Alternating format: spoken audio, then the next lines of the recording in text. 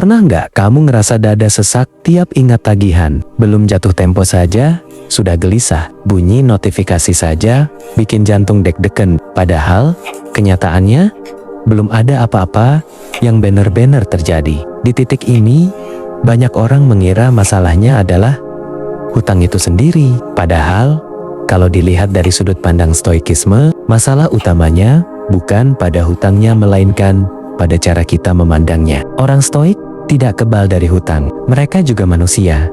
Bisa salah ambil keputusan, bisa berada dalam kondisi sulit. Tapi yang membedakan mereka adalah satu hal. Mereka tidak menyerahkan kendali pikiran kepada keadaan. Sati, hutang itu fakta, panik itu pilihan. Dalam stoikisme, ada prinsip sederhana.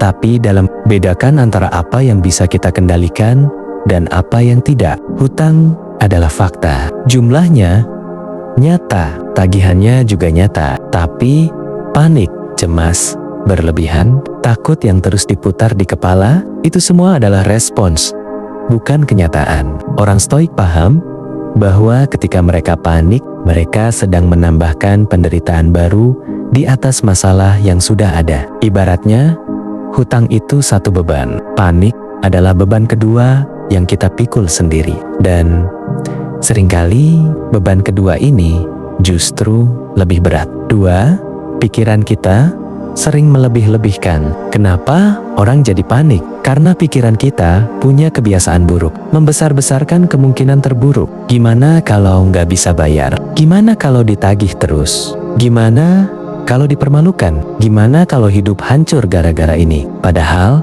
sebagian besar itu belum terjadi. Itu hanya skenario di kepala. Orang stoik melatih diri untuk berkata, tunggu, ini fakta atau hanya asumsi? Dengan satu pertanyaan itu saja, banyak kecemasan langsung runtuh. Karena mereka sadar yang membuat mereka menderita bukan kejadian tapi cerita yang mereka ciptakan sendiri. 3. Fokus ke solusi, bukan ketakutan. Saat seseorang panik, pikirannya jadi sempit, sulit berpikir jernih, sulit mengambil keputusan. Sebaliknya, orang stoik justru melakukan hal yang berlawanan. Mereka memperlambat pikiran. Mereka bertanya, berapa total hutangnya? Berapa yang bisa dibayar sekarang? Apa langkah kecil yang bisa dilakukan hari ini? Bukan besok, bukan bulan depan. Hari ini, karena dalam stoikisme, kekuatan terbesar ada di momen sekarang. Mereka tidak sibuk memikirkan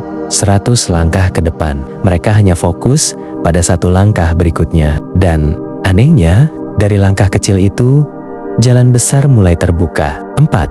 Harga diri tidak ditentukan oleh hutang. Banyak orang hancur bukan karena hutangnya, tapi karena mereka merasa gue gagal, gue nggak berguna, hidup gue berantakan. Disinilah stoikisme memberi perspektif yang sangat kuat. Nilai dirimu tidak ditentukan oleh kondisi finansialmu. Hutang adalah kondisi, karakter adalah pilihan. Orang stoik lebih peduli pada kejujuran, tanggung jawab, ketenangan, kedisiplinan, bukan sekadar angka di rekening. Jadi, meskipun mereka punya hutang, mereka tetap berdiri tegak. Karena yang mereka jaga adalah integritas, bukan citra. 5. Menerima bukan berarti menyerah. Seringkali orang salah paham. Ketika stoik bilang terima keadaan, banyak yang mengira itu berarti pasrah, diam, tidak melakukan apa-apa. Padahal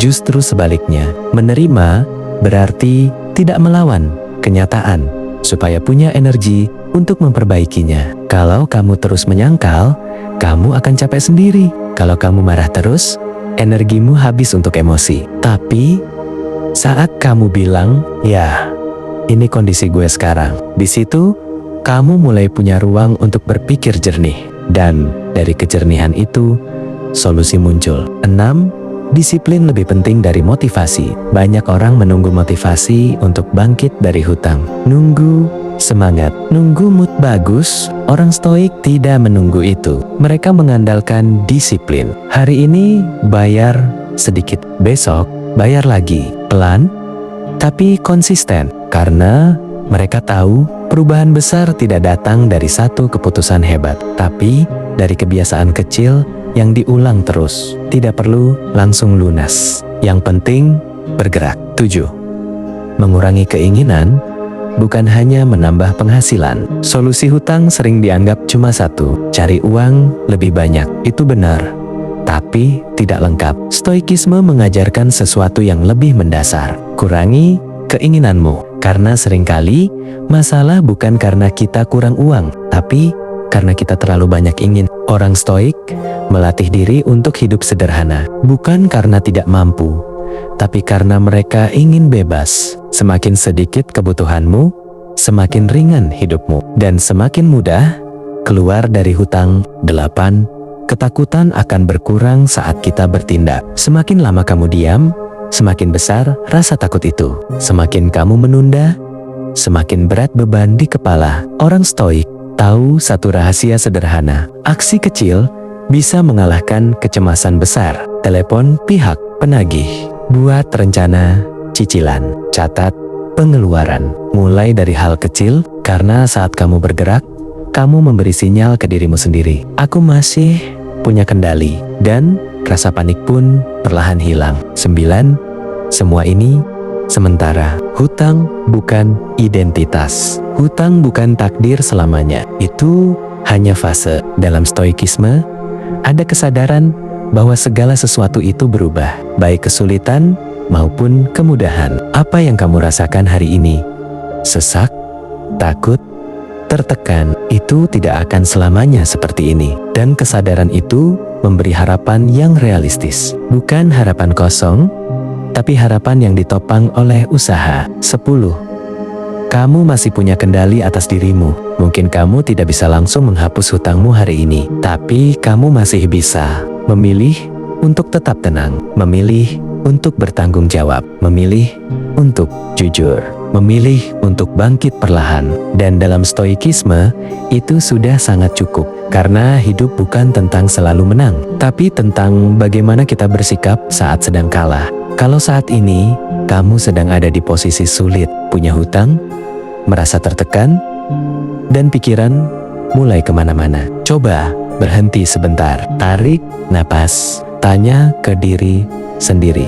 Apa yang benar-benar bisa aku kendalikan hari ini? Mulai dari situ saja. Gak perlu sempurna, gak perlu langsung besar. Satu langkah kecil, itu sudah cukup untuk hari ini. Dan kalau kamu mau, kamu bisa mulai membangun ulang hidupmu. Bukan dari uang yang banyak, tapi dari pikiran yang lebih tenang. Karena pada akhirnya, bukan hutang yang menentukan arah hidupmu, tapi cara kamu meresponsnya.